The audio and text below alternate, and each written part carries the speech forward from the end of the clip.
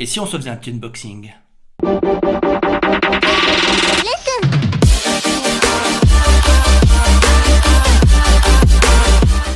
Salut à tous, c'est DaveJack. Pour cette première vidéo sur les jeux de société, nous allons déballer ensemble le paquet que je viens de recevoir ici.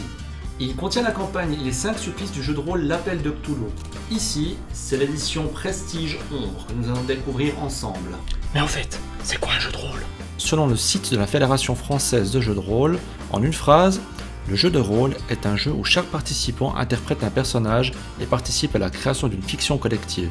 Pour une explication plus complète, je vous mettrai notamment quelques liens dans la description et entre autres un lien vers une excellente vidéo de Cassius TV qui vous explique en approximativement 3 minutes qu'est-ce que le jeu de rôle. Mais maintenant, trêve de bavardage, on déballe. Cette campagne de jeu de rôle des éditions Sans Détour a été financée sur la plateforme de financement participatif Ulule en décembre 2015. Elle est disponible en plusieurs formats dont 2 éditions Prestige, Lumière et Ombre. C'est cette seconde que nous sommes en train de découvrir ensemble. On peut voir ici la magnifique boîte de jeu qui s'ouvre de manière originale. Perso, j'aime beaucoup le design. Et à l'intérieur, de nombreux éléments sont présents, comme nous allons le voir plus en détail après.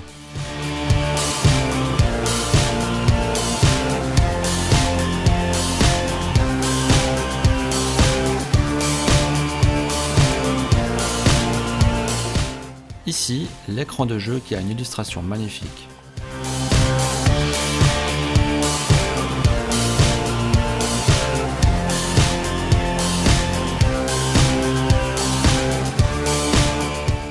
Et voilà, tout est sur la table. Voyons maintenant les différents éléments en détail. Voici la sacoche qui fait beaucoup parler d'elle, notamment parce qu'elle devrait être en cuir au lieu de croûte de cuir. Il semble qu'il y ait eu une incompréhension entre le fabricant et les éditions Sans Détour. L'avenir nous en apprendra probablement plus. Pour ma part, je n'y connais absolument rien dans ce domaine, mais la qualité me paraît quand même correcte. Voyons maintenant l'intérieur de la sacoche.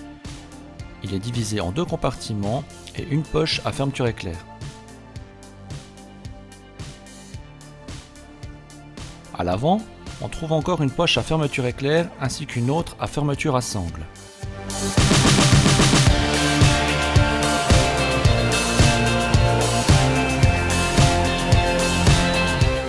Faisons une petite comparaison. À gauche, la sacoche des 5 supplices et à droite, celle de la campagne des masques de Nyarlathotep, une autre sacoche de Sans Détour. La première est un peu plus fine au toucher et fait un peu moins authentique, mais la seconde a le désavantage de sentir l'animal.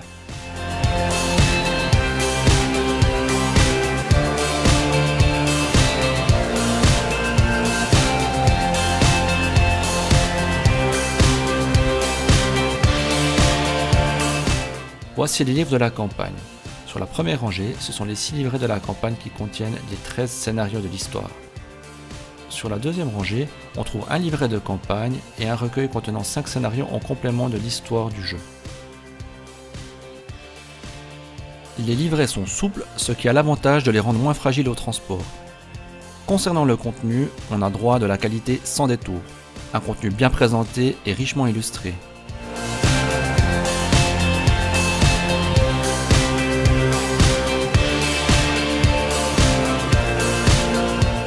Comme de nombreux dessins de cette campagne, l'illustration de l'écran de jeu a été réalisée par Loïc Musy. Le verso contient un aide-mémoire pour le maître de jeu qui est identique à l'écran de l'Appel de Cthulhu en version 7. Avec l'écran, nous avons le jeu des ombres qui est une adaptation cthulhuesque du jeu des animaux combattants, apparu en Chine vers le 5e siècle. En chinois, le jeu s'appelle Goushouqi. Merci Madame Google. Le livret de l'écran contient des aides pour le maître de jeu ainsi que les règles du jeu des ombres.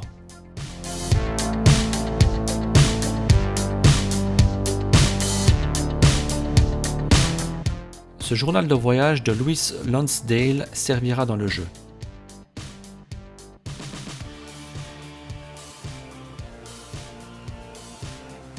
C'est également le cas de ce catalogue présentant des objets d'exposition.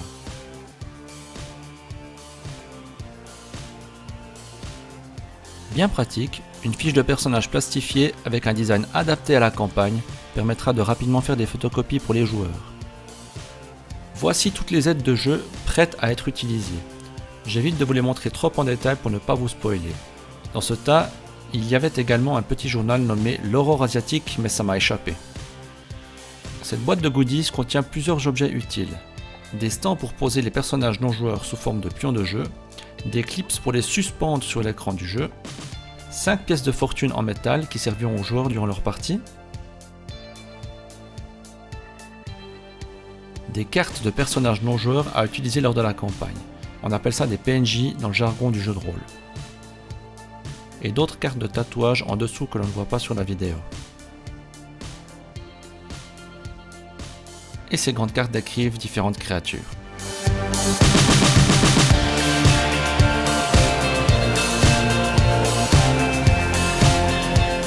Finalement, en dessous des cartes de créatures, on trouve un bout de cuir censé représenter un bout de peau tatouée.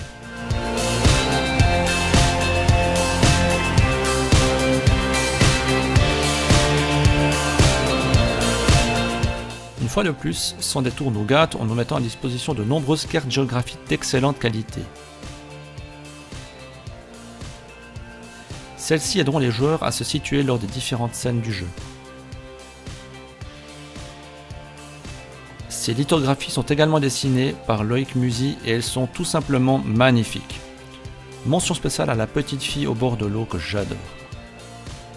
Pour terminer, vous aurez la possibilité de tapisser vos murs avec ces 6 couvertures de livrets en format affiche de film des années 30.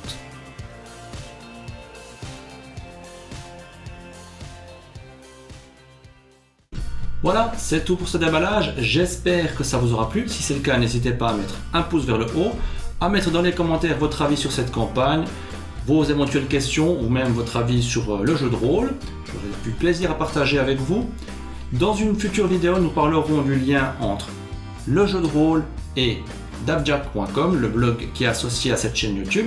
Parce que oui, il y en a un. Vous pouvez aussi vous abonner sur la chaîne YouTube, sur les différentes pages des réseaux sociaux Facebook, Twitter et même Google+. Et quant à moi, je vous dis à la prochaine pour de nouvelles vidéos. A plus, ciao!